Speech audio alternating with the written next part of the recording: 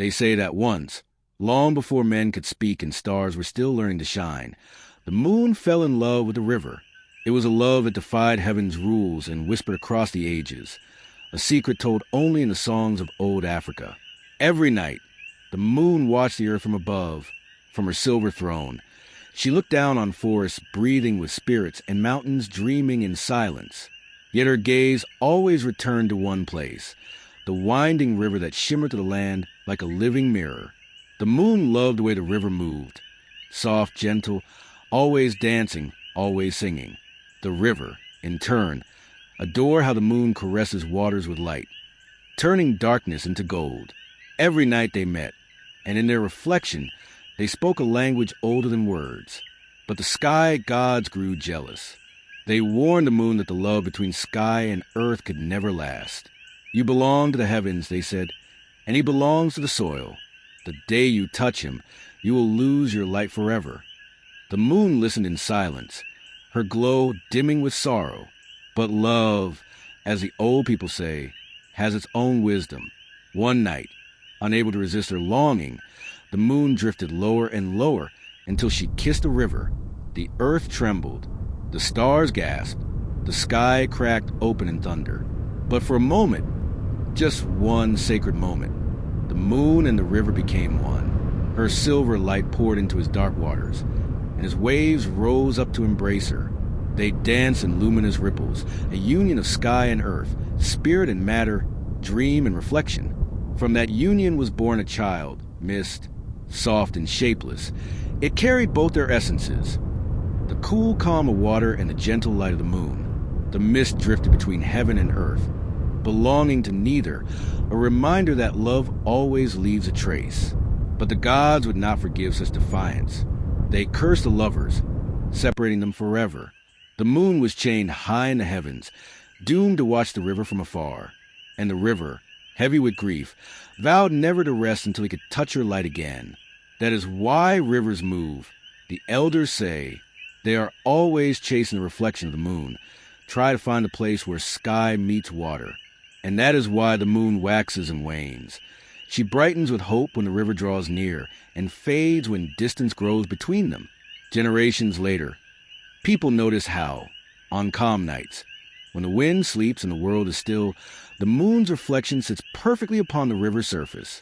That, they say, is when the lovers meet again, briefly, beautifully, silently. But the story doesn't end there.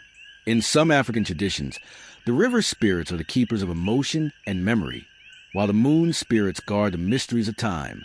Together, their union symbolizes balance, the marriage of feeling and reflection, body and soul, man and nature.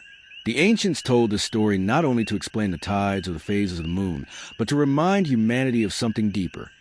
That love, like water, finds its path even through stone. That even what seems impossible, sky touching earth, can happen in the language of the heart. In the villages where this myth was told, moonlit nights were sacred. Women fetched water under her glow, believing that her blessing would bring fertility to their wombs and peace to their homes. Fishermen poured libations into the river, whispering prayers to the two eternal lovers. They believed that when the moon was full, the river listened, and dreams carried by water reached the gods faster. And when lovers quarreled, the elders would say, "Do not be like the moon and the river, close in reflection, but far in touch." Yet, even separation could not erase devotion, for the moon still waits, and the river still moves. Every ripple that catches the moonlight is a message. I have not forgotten you. Every full moon is an answer. I still shine for you.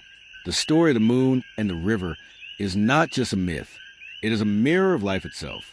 It reminds us of the eternal dance between what we desire and what we can never fully hold, between the dreams that live in our hearts and the realities that anchor us to the earth.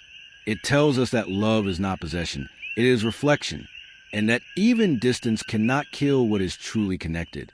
Scientists may explain the moon's pull on tides through gravity, but the old storytellers knew another truth, that spirit pulls spirit just as strongly, that the world moves not only through forces of physics, but through the magnetism of longing. In African spirituality, nature is alive and relationships define existence. The moon is not just a celestial object. It is Mawu, the divine mother who watches over life. The river is Nai, Osun, or Inyambi, the flowing spirit of emotion, the giver of fertility and renewal. When these two meet, even in story, they form the sacred union of creation itself. And maybe that's why, whenever we sit by a river at night and see the moon trembling upon its surface, something stirs inside us, a feeling of recognition, as if the heart remembers something the mind has forgotten. Because perhaps we too are like the river, searching, reflecting, longing. And perhaps our souls, like the moon, are drawn to something we can see, but never quite touch. So when next you stand under the night sky and the moon glimmers upon water, remember this ancient African truth. Love does not always conquer by meeting. It conquers by remembering. The moon and the river are still in love. Their union lives in mist, in tide, in the rhythm of the human heart. And as long as the earth spins and the waters flow, their story will continue, whispering across time that even in distance, connection remains. If this story touched your heart, don't let it fade like moonlight on water. Subscribe to this channel for more ancient African myths, stories of spirit and wisdom, and timeless legends that awaken the soul. Like this video. Share it with someone who believes in love that transcends distance, and comment below what the story means to you.